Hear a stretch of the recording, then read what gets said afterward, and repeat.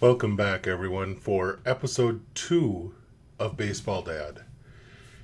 With the current climate of the nation, even though this is only the second episode, I did not see how going any further without addressing this topic would work. So, today we're going to explore sharing the game's often difficult history with race with this next generation. As you can tell from the cover photo, my children are not milquetoast white kids. All 4 of them are adopted, and each of them is multiracial. None of them, however, at least that we're aware of, has African American heritage.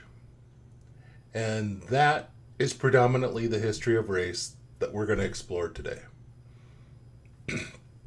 Now, the depth of this topic could be a 2-hour long episode for everyone if we just explored baseball's complicated relationship with all races.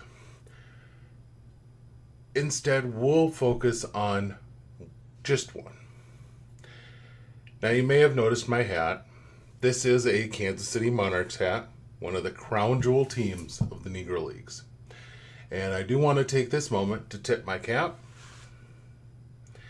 in honor of those who paved the way for so many of the great players who followed, including my favorite player of all time, Hank Aaron, who you may notice over my shoulder in my new office setup. It's not fully set up. You see, we've got empty shelves here and such. Still working on getting things all set up.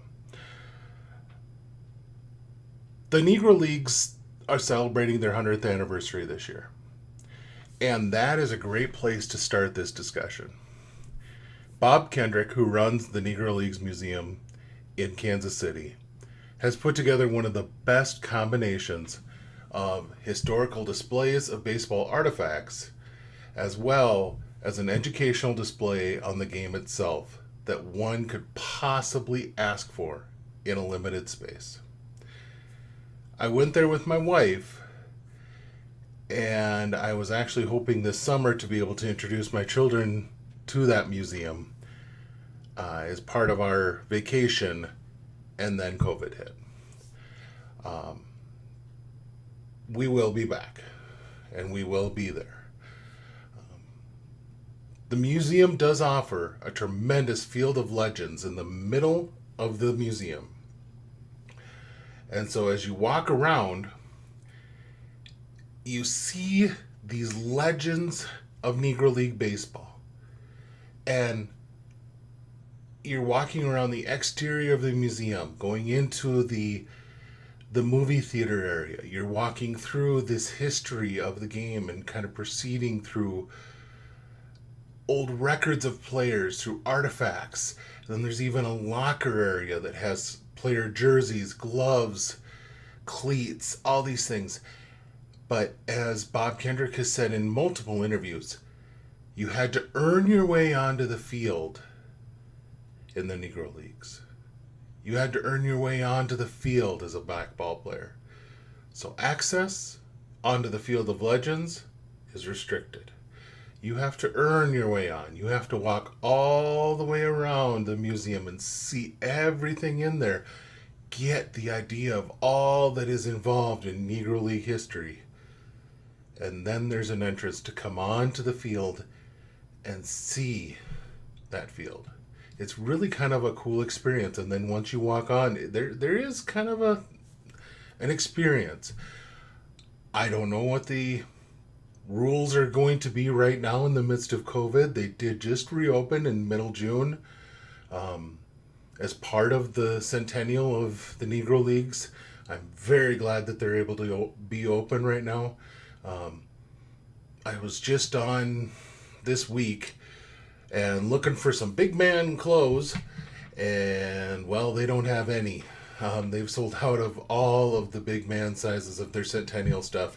In fact, I think the only size they had of any of their centennial stuff was small. And yeah, that just doesn't work. So they are doing very well as far as selling merchandise.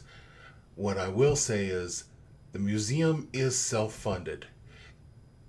And this important part of our baseball history absolutely needs to be around.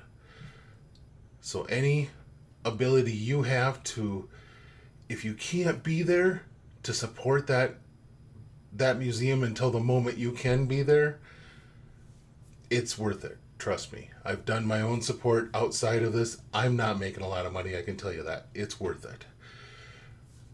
We did choose to introduce our children to the Negro Leagues through a book. It's about a 75, 80 page book. And it's titled We Are the Ship. And it's written by Kadir Nelson. And apologies if I'm mispronouncing that.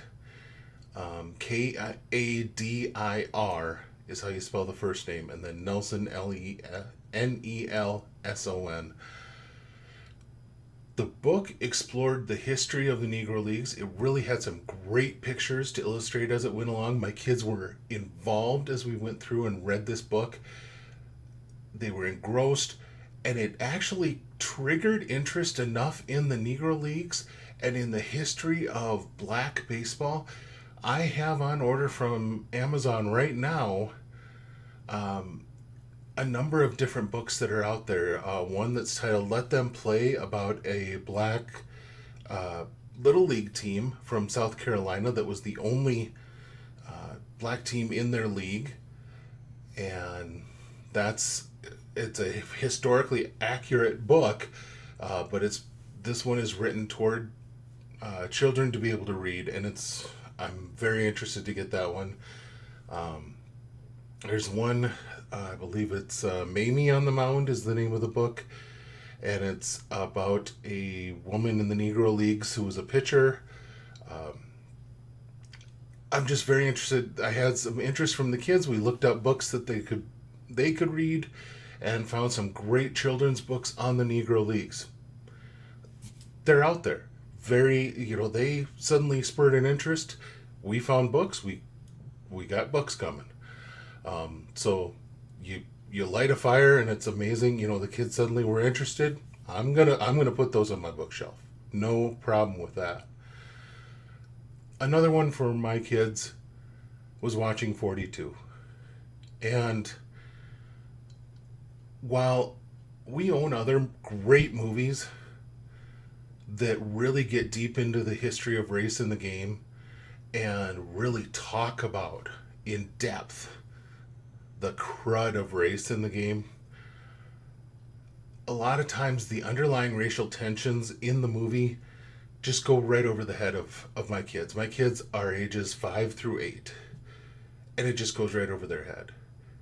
In 42, that's front and center. No getting around what the point of the movie is. And it creates that discussion. And that's where I'm going to take this and really emphasize and end this discussion today. And, I promised you guys that these were going to be fairly short. Unless I have a guest on, and I'm working on getting some great guests here, folks. I really am. But unless I have a guest on, these are going to try to be between 5 and 10 minutes. But I want to emphasize on this topic. On the topic of race, and right now in this moment, talk. Allow your kids to ask those questions. And most of all, be okay with saying, I don't know. Because on top of not knowing facts and figure stuff, because there's some things, facts and figures, even as much as I pride myself on knowing baseball history, there are some things that I just don't know. But when they get into a question about feelings and internal motivations about people, about why there is that racism, why there was that racism, why there still is that racism, those are great questions to have an I don't know, but let's talk about it. Let's see how we can do things better going forward. And that's how we can make this game of baseball move forward in a better way. I want to make sure to take a moment to thank Ian Desmond for his amazing post that he put on Instagram as he bowed out of the 2020 season. He approached a number of different issues within the game that are really striking right now. But his approach to race and the accessibility of the game that really strikes hard into our poor and especially into our African American communities right now. Those are real. Those are felt. And we can't simply walk away from them. So be okay with admitting we aren't perfect yet. But we're going to keep trying. And that's all we can ask to do. All right, we'll see you all next week. And we'll talk more about how to introduce and keep plugging in the game of baseball to our next generation. See you next week.